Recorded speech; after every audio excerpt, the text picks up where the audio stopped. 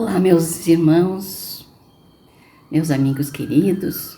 Mais um trimestre nós estamos aqui para estudar a palavra do Senhor, né? Nós vamos começar a estudar Hebreus e vamos começar a estudar a primeira lição hoje, com a graça de Jesus, com a iluminação do Espírito Santo, né?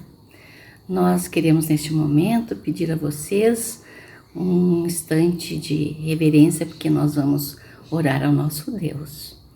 Pai Santo que estás nos céus, neste momento vamos estudar a tua santa palavra, que a luz do teu Santo Espírito esteja com cada um de nós, Senhor, cada ouvinte, cada família, para que possamos compreender, Senhor, o valor da tua palavra santa, o valor das tuas promessas. Fica conosco, Senhor, neste momento. É o que te pedimos e agradecemos em nome de Jesus. Amém. Então vamos estudar a nossa lição, que é Hebreus, né? O título da primeira lição é a Carta aos Hebreus. Então vamos ler o nosso verso áudio. Vocês precisam perseverar para que, havendo feito a vontade de Deus, alcancem a promessa. Que promessa? Promessa de perdão, promessa de salvação em Cristo Jesus. E a promessa principal de todas essas coisas que nós estamos vivendo, a promessa da volta de Jesus. Eles também esperavam nos seus dias a volta de Jesus. Então o Paulo escreve um grande sermão, né, aqui na carta aos Hebreus. E nós também ouvimos, através da Bíblia, lógico, um grande sermão de Jesus Cristo, né? O sermão da montanha. Mas imagine vocês se a gente pudesse ouvir o sermão de Jesus pessoalmente, que maravilhoso seria. Vocês imaginam ouvir Pedro, ouvir Tiago, Estevão antes de morrer, que fez um grande sermão. Pedro converteu milhares de pessoas com seu sermão. Que privilégio eles tiveram, né, irmãos? E que privilégio nós vamos ter também ao estudar essa carta aos Hebreus, ouvir a voz de Paulo, que era a voz do Espírito Santo. Nós vamos também, queridos, entender o poder do Espírito Santo em nós. Nós vamos aprender o que é a fé, o que as pessoas foram salvas pela fé, né? Que Jesus ainda não tinha morrido, mas a graça de Deus já existia. E também que o Paulo, né, o autor, referiu-se à própria obra, palavra de exortação. Ele exortava ao povo para andar nos caminhos certos do Senhor, não ouvir coisas erradas, né, não seguir fábulas. E aqui a nossa lição diz, essa expressão era usada para identificar o sermão tanto na sinagoga quanto no culto. Assim argumenta-se a carta de Hebreus, é o primeiro sermão cristão completo que temos. O sermão deles era feito de exortação, né? De fé, de esperança também. Claro que era.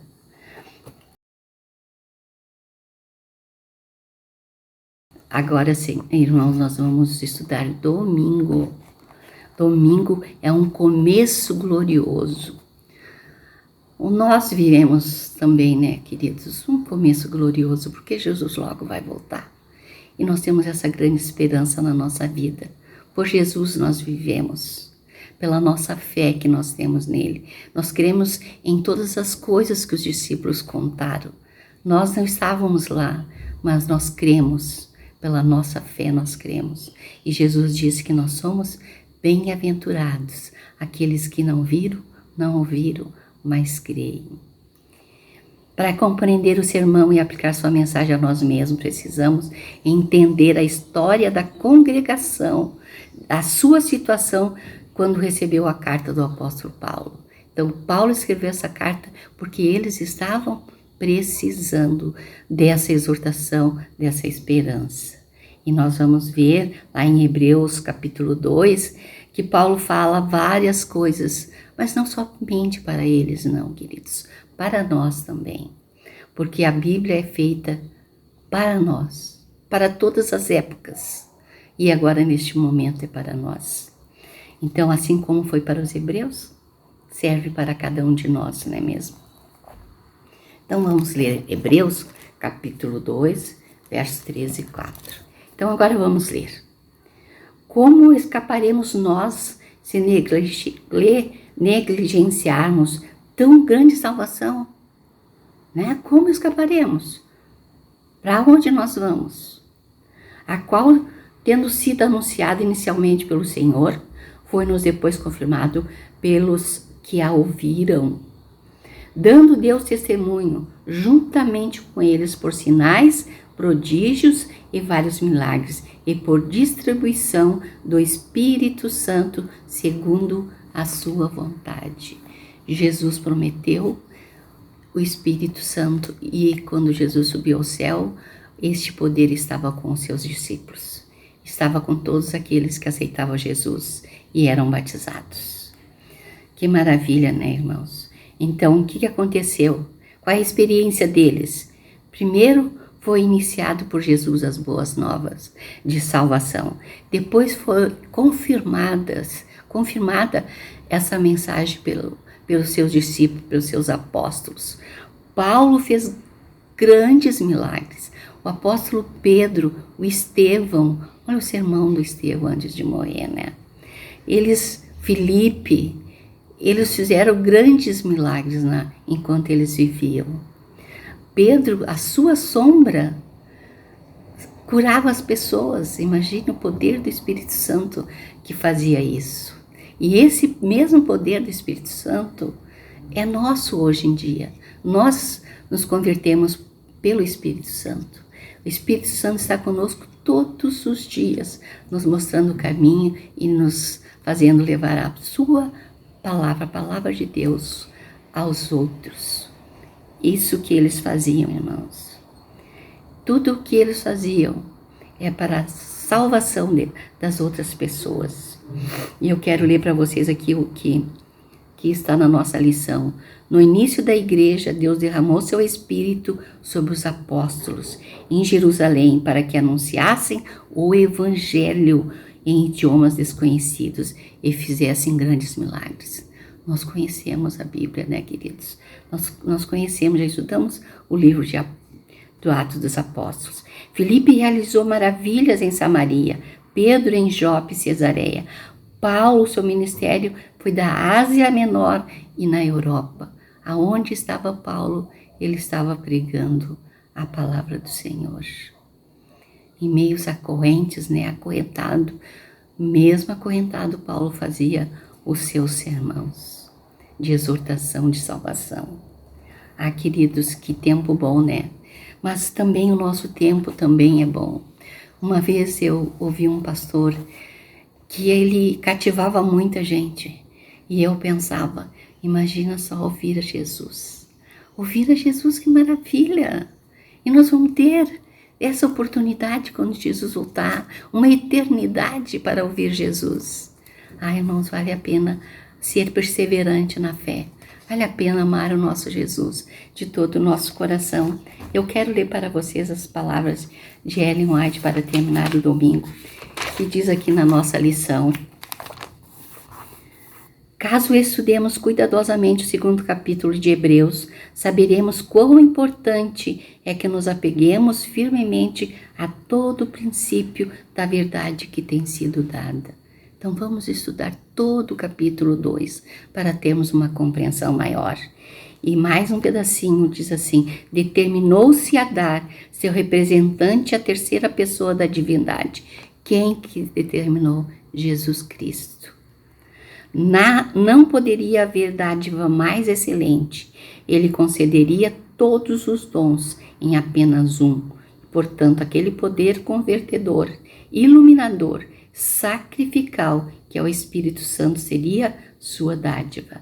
Veio com a plenitude do poder que durante séculos havia sido prometido e agora estava sendo derramado.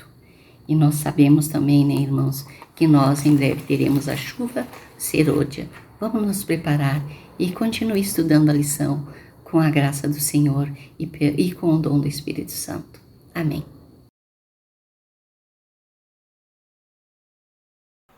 Oi, tudo bem? Estamos aqui em um novo trimestre, em um novo estudo que aborda o livro de Hebreus. E nesse tópico nós iremos estudar um tema que nos assusta, mas que faz parte de nossas vidas, que é a luta. Jesus Cristo lutou em sua jornada aqui na Terra. As batalhas eram intensas. E será que em nossas vidas é diferente? É claro que nós encontramos lutas também, nós encontramos oponentes, nós encontramos pessoas com disposição a desafiar tudo aquilo que acreditamos, os nossos hábitos, os nossos costumes relacionados ao contexto espiritual. Com certeza você já encontrou algum desgaste nesse cenário, mas é justamente assim. Enquanto estivermos em meio a essa batalha, nos defrontaremos com inúmeros combates. Mas Jesus Cristo prometeu que um dia Ele irá voltar e que toda turbulência, todo sofrimento, todo desgaste emocional, Ele chegará ao fim. Acompanhe comigo o que está lá em Hebreus capítulo 10, verso 35, que diz assim: Não abandoneis, portanto, a vossa confiança. Ela tem grande galardão, ela tem grande recompensa. Toda luta, ela deve ser revestida de confiança. Já pensou se os grandes generais, os grandes combatentes, não tivessem confiança e não repassassem essa confiança para os seus soldados? Nós temos um grande comandante, e esse comandante nos motiva e nos dá toda a capacidade, toda a confiança para nos mantermos fiéis. Agora vamos falar um pouquinho de mal-estar.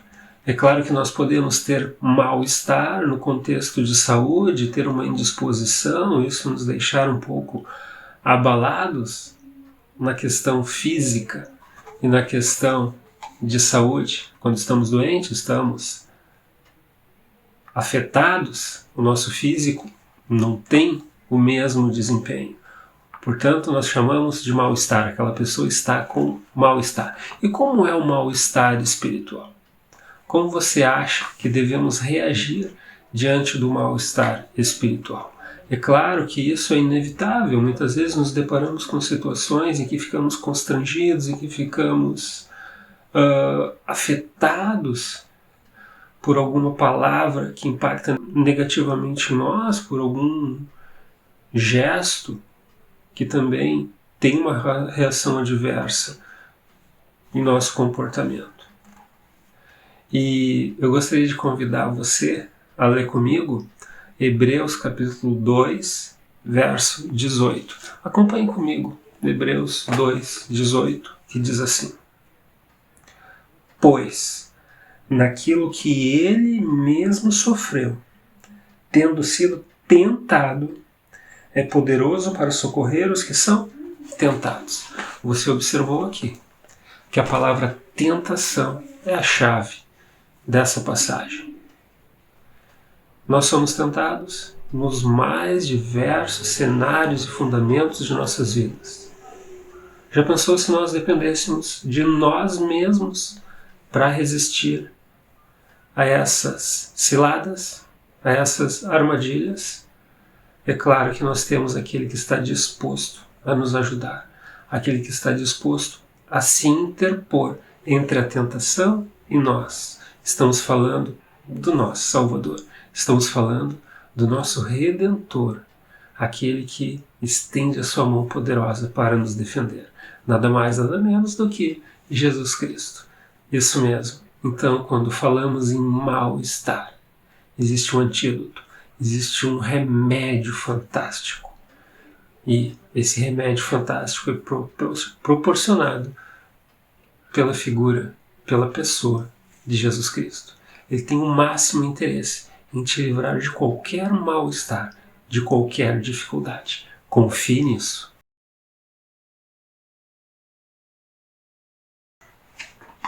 Agora vamos falar de encorajamento. Encorajando uns aos outros. Se você quiser usar a palavra motivação, não tem problema algum. Mas uma coisa é certa: se você se conectar à verdadeira fonte, a verdadeira origem de motivação, de ajuda, de resguardo, de amparo, você está trilhando por sólidos caminhos. Portanto, se você usar o atributo do encorajamento e estender esse encorajamento para as outras pessoas e também receber o encorajamento, uma via de dois sentidos: você fornece encorajamento e você também recebe encorajamento. E para encarar os nossos desafios, para encarar os nossos projetos, nós necessitamos de encorajamento. Encorajamento nada mais é do que uma disposição de seguir adiante, sabendo que existem obstáculos, sabendo que existem dificuldades. E quando nós falamos em uma válvula propulsora capaz de nos impulsionar, capaz de nos dar o ânimo que normalmente não teríamos, nós estamos falando do poder de Deus através de Jesus Cristo, de nos dar essa coragem e de nos transmitir coragem. Acompanhe comigo aquilo que está lá no livro de Hebreus, capítulo 1, verso 3. Preste bastante atenção. Ele, que é o resplendor da glória e a expressão exata do seu ser, sustentando todas as coisas pela palavra do seu poder, depois de ter feito a purificação dos pecados, assentou-se à direita da majestade nas alturas. Quem é que é o resplendor da glória? Quem é que sustenta todas as coisas? Quem é que está empossado em um domínio celestial? Você até pode ter como referência figuras humanas, mas os agentes humanos não possuem esta característica. Portanto, se nós estivermos fundamentados e alicerçados em quem tem todas as características positivas, com certeza nós vamos conseguir gerar bom ânimo, receber bom ânimo e com certeza conseguiríamos encorajar outras pessoas. E como o mundo precisa de encorajamento. Quando nós falamos o mundo, nós falamos globalmente. Nós não falamos em uma região específica do planeta, em uma cultura específica, em uma faixa de idade específica. Não. Nós falamos de todas as idades. Todas as regiões do mundo. Todos necessitam de encorajamento. Por quê? Porque os desafios são grandes e para enfrentar o perigo nós precisamos sim de muita coragem. Jesus Cristo é fonte de coragem. Vamos falar agora sobre estes últimos dias. Quando nós pegamos algumas passagens bíblicas, nós observamos a escrita daquela época, se reportando aos leitores e mencionando muitas vezes a expressão nestes últimos dias. Como assim nestes últimos dias, se no momento em que foi escrita essa expressão já se decorreram, por exemplo, 2000 anos ou mais? Se tomarmos o verso que está lá em Hebreus, eu gostaria de ler ele com você. Nestes últimos dias nos falou pelo Filho, a quem constitui o herdeiro de todas as coisas, pelo qual também fez o universo. Aqui nós temos a explicação clara de que nós somos herdeiros, de que nós estamos ligados, vinculados diretamente a um Deus Criador que fez todas as coisas. Mas a expressão nestes últimos dias que nós acabamos de ler, ela tem justamente o enfoque de pensar em termos de ciclo existencial relacionado à eternidade e também conectado com a volta de Jesus. Raciocine comigo agora. Se alguém venha terminar o ciclo de sua vida, vamos supor que alguém aqui nessa época em que foi escrita a carta aos Hebreus, vamos calcular aí aproximadamente uns 2000 anos, a pessoa leu e 3 dias depois ela veio a morrer. Se você considerar o lapso de tempo existente entre a morte e a vinda de Jesus, mesmo que demore 2000 anos, 3000 anos, ou independente do tempo, para aquela pessoa é como se esses realmente fossem os últimos dias de sua existência, considerando o retorno de Jesus. Lembrando sempre que o fundamento bíblico para a morte, ele é um sono. É como se você dormisse, acordasse presenciando a vinda de Jesus para aqueles que acreditaram na mensagem de Jesus, em seu sacrifício, em suas ordenanças. Então, por isso que o texto ele nos faz trabalhar com uma ideia de curto período de tempo, porque para aqueles que dormem em Cristo e acordam na ressurreição, isso é um momento breve. E analise comigo nestes últimos dias. Nós estamos no ciclo final de existência desse planeta. E se nós deixássemos a Bíblia de fora, qualquer pessoa que tenha uma linha de raciocínio clara, limpa e direta, ao abrir as páginas da internet, ao folhear as páginas de um jornal, ao acessar um conteúdo jornalístico, considerando os mais diversos meios de comunicação, as redes sociais mais amplas que existem, você vai concluir que realmente estamos nos últimos dias.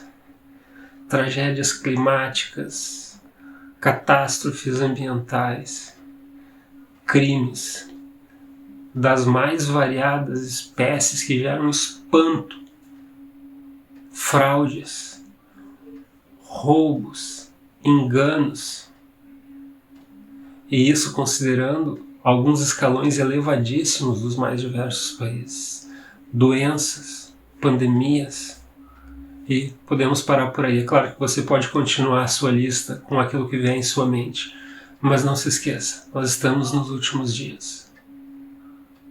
Mas existe um antídoto. Existe alguém interessado em nos resgatar. O ciclo da nossa existência pode terminar. Mas não se esqueça que após o término do sono, que é breve, que é curto, Jesus volta para nos levar para um mundo perfeito. Não se esqueça disso. Bom dia, meus queridos irmãos e amigos. Estamos aqui para encerrar mais uma lição. E estamos na primeira lição do nosso novo guia de estudo, meus queridos. Já estamos em 2022, iniciando o ano, terminando a primeira semana, né? E o nosso guia de estudo é novo agora, de janeiro, fevereiro e março.